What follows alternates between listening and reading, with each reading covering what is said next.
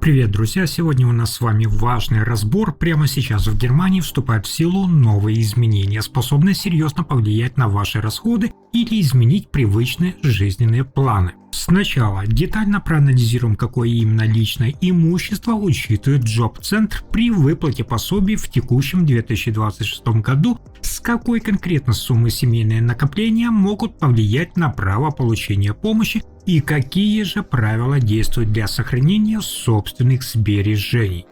Во второй части выпуска масштабный разбор большой пенсионной реформы. Мы с вами, друзья, выясним, когда именно она может вступить в силу и к каким переменам выплата готовится.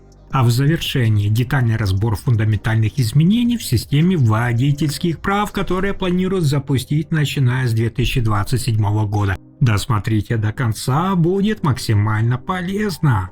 Итак, друзья мои, чтобы официально оформить государственное пособие по безработице, сегодня недостаточно просто заявить о готовности трудиться. Ведомство потребует подтвердить, что в вашей семье действительно не хватает средств, а для этого чиновники проверят заявленные ваши доходы, накопления и имущество. Обычно массовые медиа сегодня, к примеру, журналисты издания Штерн в своих свежих публикациях дают лишь такой общий обзор новых социальных регламентов, тогда как конкретные финансовые показатели приходится уточнять по официальным материалам.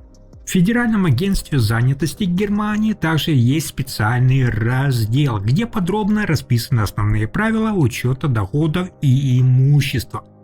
Сегодня по закону претендовать на базовые выплаты могут граждане, способные трудиться, также которым уже исполнилось 15 лет, и если они постоянно проживают в Германии и еще не достигли, например, пенсионного возраста. Однако, друзья мои, ключевым критерием сегодня все-таки для одобрения выплат остается реальная нуждаемость. Этот статус юридически наступает тогда, когда совокупных средств домохозяйства просто-напросто недостаточно для покрытия установленного государством прожиточного минимума. То есть, когда чиновники оценивают ваше право на получение пособия, они что, правильно, проверяют не только личный банковский баланс. В расчете могут попасть сбережения, ценные бумаги и имущество каждого члена вашей семьи, если эти активы учитываются по действующим правилам. Под прицел ведомства также попадают не только наличные купюры или остатки на текущих счетах, но и ценные бумаги, как я сказал, личный, кстати, транспорт, фамильные драгоценности, накопительные страховки и даже недвижимость, да. Главное правило здесь простое. Имущество могут учитывать при оценке нуждаемости, если оно относится к вашим активам, которые можно использовать, что правильно, для обеспечения вашей же жизни. К примеру, чиновники могут проверить ликвидность ваших накопительных паёв в инвестиционных портфелях. Многие жители, вы знаете, Германии сегодня держат такие активы через мобильные финансовые приложения, например, или цифровые платформы вроде Торгобанки или Revolut. Проверка на самом деле, друзья мои, гораздо глубже обычного аудита текущей зарплаты. При этом с 1 июля, напомню, 2026 года прежний защитный тот порог, о котором я вам раньше рассказывал, 40 тысяч евро для первого заявителя и 15 тысяч евро для каждого следующего члена семьи, больше не действует. Теперь внимание, размер защищенного имущества зависит от вашего возраста.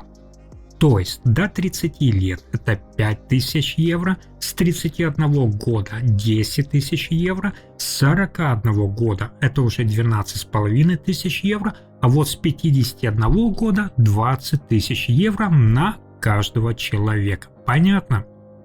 И именно эти новые лимиты теперь важно учитывать при обращении за Grundsicherung. Особую осторожность также, друзья мои, стоит проявить при кратковременном трудоустройстве. Если вы нашли, например, работу, но быстро потеряли место и заново отправили запрос на выплаты практически одновременно, это может повлиять на расчет помощи и ваш семейный бюджет. Особенно важно учитывать ситуацию с личным транспортом. Если ваш автомобиль не относится к защищенному подходящему автомобилю, его стоимость могут также учесть при оценке имущества. Поэтому перед отправкой документов многие владельцы ориентируются именно на рыночные цены машин, которые можно, кстати, посмотреть, например, на крупных автомобильных площадках типа Mobil или Автохир. И здесь примечательно, что даже временно нетрудоспособные родственники могут получать социальное обеспечение при соблюдении установленных условий.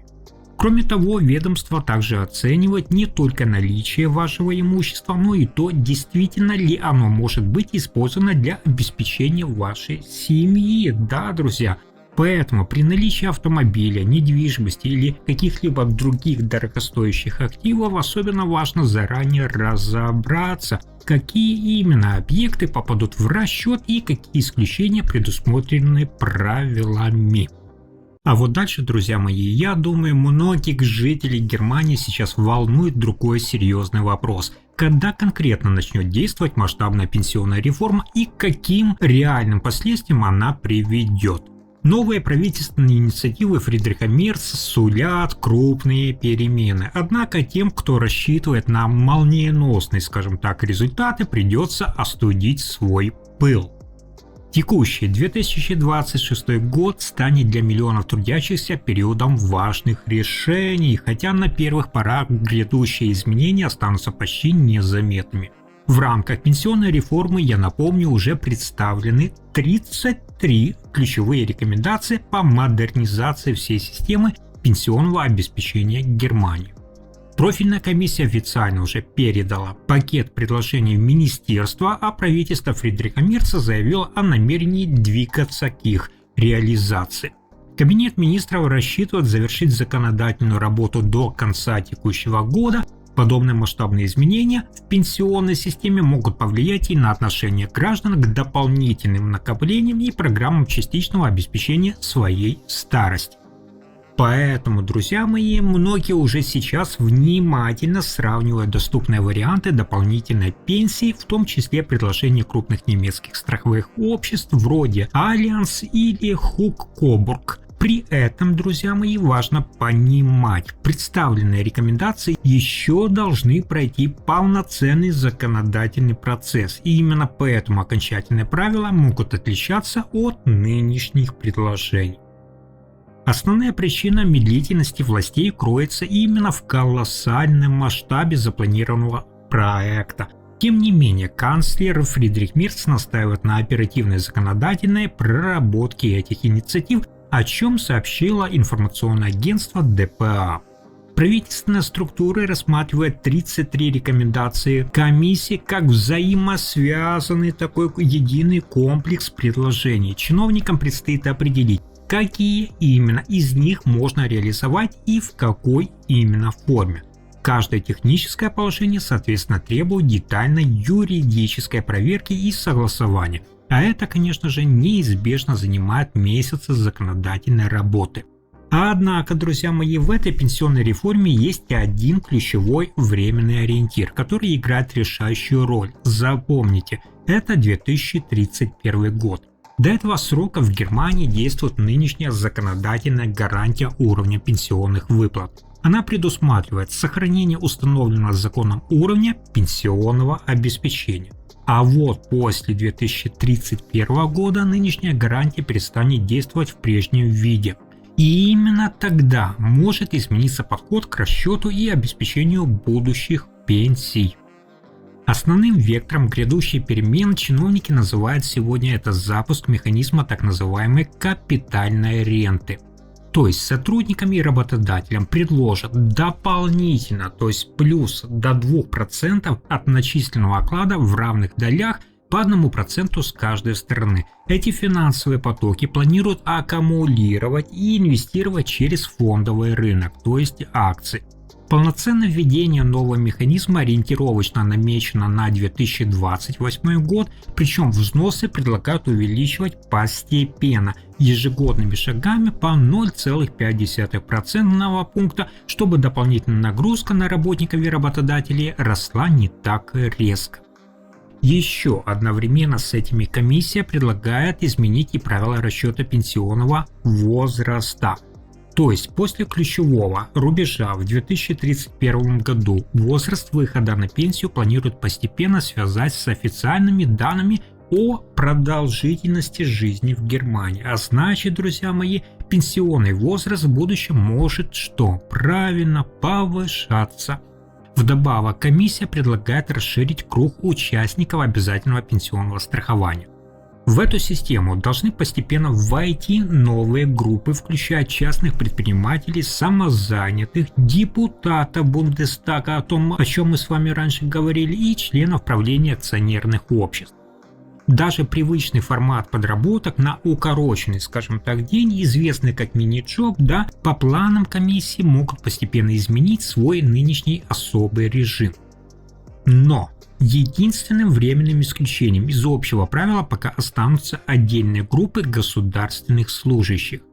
Однако, друзья мои, и для них комиссия предлагает пересмотреть существующие различия, чтобы со временем приблизить условия пенсионного обеспечения к нашим общенациональным стандартам.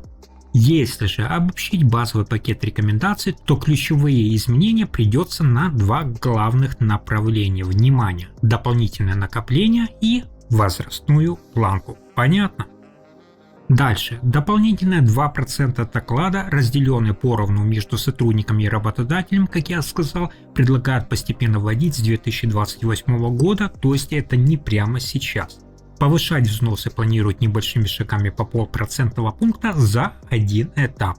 Что же касается возраста, то после 2031 года комиссия предлагает связать его, как я сказал, с дальнейшими изменениями со статистикой продолжительности жизни по предварительным расчетам. Внимания. В период с 2031 по 2041 год пенсионный возраст может вырасти с нынешних 67 до 67,5 лет.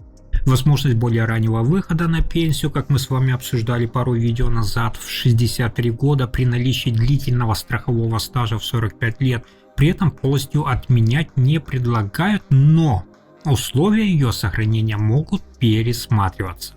Расширение круга плательщиков за счет самозанятых специалистов, топ-менеджеров политических, тех же деятелей и работников с минимальной занятостью призвано укрепить именно фундамент нашей с вами солидарной пенсионной системы, но для госслужащих пока предлагается сохранить отдельные условия.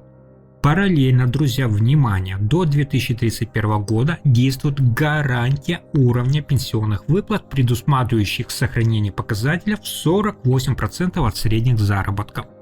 Представители правительства Фридриха Мерца сегодня указывают, что такой механизм должен поддержать стабильность всей системы в долгосрочной перспективе, однако независимые эксперты и оппозиционные партии оценивают предложение по-разному. И здесь нам с вами важно понимать, что представленные рекомендации Пенсионного комитета пока не имеют юридической силы. Поэтому финальный вердикт по будущим законам вынесет именно Бундестаг, где возможное повышение возрастной планки наверняка станет предметом острой, как всегда, политической дискуссии. В эфире главного немецкого новостного формата Tagesschau представитель левой оппозиции Янин Вислер резко раскритиковал предложение комиссии, заявив о риске снижения пенсионных выплат.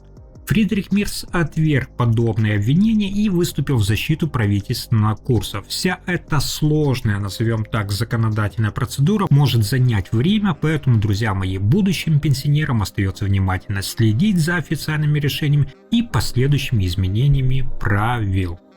И это еще не все. Сегодня мы стали с вами свидетелями масштабной реформы системы водительских прав. Вот что может на самом деле измениться, начиная с 2027 года. Подготовленное предложение подробно раскрывает планы грядущей модернизации. Чиновники представили поправки к правилам деятельности автошкол и сопутствующим нормативам Германии. Масштабная цифровизация образовательных процессов сейчас, вы знаете, становится частью современных программ обучения, которые используют и международные образовательные платформы. Главное здесь декларируемая цель властей – оптимизировать, осовременить и сделать перспективной всю абсолютно систему подготовки водителей, начиная уже буквально с 2027 года. То есть предлагаемый пакет мер должен помочь снизить общую стоимость получения водительских прав, Необходимость реформы обсуждается уже давно, я вам об этом рассказывал, ведь в настоящее время также оформление новых водительских прав в базовой категории Б, например, в Германии обходится кандидатам в среднем примерно от 3400 до 4000 евро. Такой высокий ценник превратил обычное обучение в серьезную финансовую нагрузку для многих молодых людей. На сегодняшний день ситуация выглядит следующим образом. Правительство Фридриха Мерца официально направило на рассмотрение в Бундестаг предварительные наработки. Это пока еще проект закона, сопровождаемый официальными документами Федерального Совета. В дальнейшем пакет документов должен пройти обязательную процедуру рассмотрения и голосования в парламенте и Федеральном Совете. В случае, друзья мои, успешного утверждения, отдельные нововведения начнут внедряться тоже поэтапно. Речь идет о модернизации подготовки будущих водителей, цифровизации теоретического обучения и изменений в системе самих экзаменов. Если нормативный акт одобрят в предлагаемой редакции, то нас с вами ждут серьезные перемены в теоретической подготовке. Теоретический курс будущих водителей планируют разрешить полностью переводить в цифровой формат, то есть онлайн. Это должно упростить организацию обучения и дать кандидатам больше возможностей самостоятельно выбирать формат подготовки. Подобный массовый переход к дистанционным форматам обучения потребует от сетевых провайдеров стабильной и скоростной связи соединения. Из-за этого телекоммуникационные компании вроде Deutsche Telekom или Vodafone продолжают развивать свою сетевую инфраструктуру, которая может обеспечить бесперебойное подключение пользователей к цифровым образовательным платформам. Вместе с этим планируется отменить устаревшее бюрократическое требование личной подписи документов для подтверждения пройденного теоретического курса. Но самым заметным шагом реформы может стать официальный доступ частных лиц к практическому обучению подростков. То есть родители получат возможность законно, друзья мои, заниматься дополнительной практикой со своими детьми на семейных автомобилях. Естественно, придется соблюдать определенные критерии, например, пройти базовую теоретическую подготовку, откатать минимум 6 занятий в автошколе под присмотром квалифицированных наставников и выполнить требования к страховке. Причем конкретные детали этих регламентов еще предстоит окончательно определить в рамках дальнейшего законодательного процесса. К слову, друзья мои, чтобы вы знали, для защиты машин владельцы могут оформить специализированные страховые полисы, например, в компаниях вроде ДФАУК или АКСА и других таких же компаниях. Такой подход может позволить сэкономить на части коммерческих часов, не увеличивая при этом нагрузку на семейный бюджет. Еще одним мощным ударом по серому рынку станет введение более прозрачного контроля за ценообразованием. Внимание! Компании обяжут напрямую передавать в Министерство транспорта свои актуальные тарифы. Это, соответственно, позволит потенциальным клиентам мгновенно сопоставлять расходы.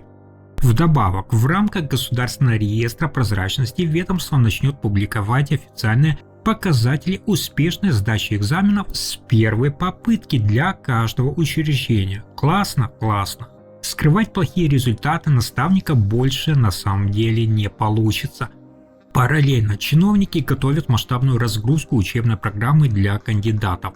Количество каверзных, скажем так, вопросов для теоретического теста урежут почти на треть, то есть с нынешних 1200 до 840 пунктов. Обязательный минимальный, скажем так, лимит на специальные выезды, включая, кстати, ночную езду и автобаны, полностью отменяется. Финальный объем практики теперь будет определять уровень подготовки конкретного кандидата и решение его инструктора.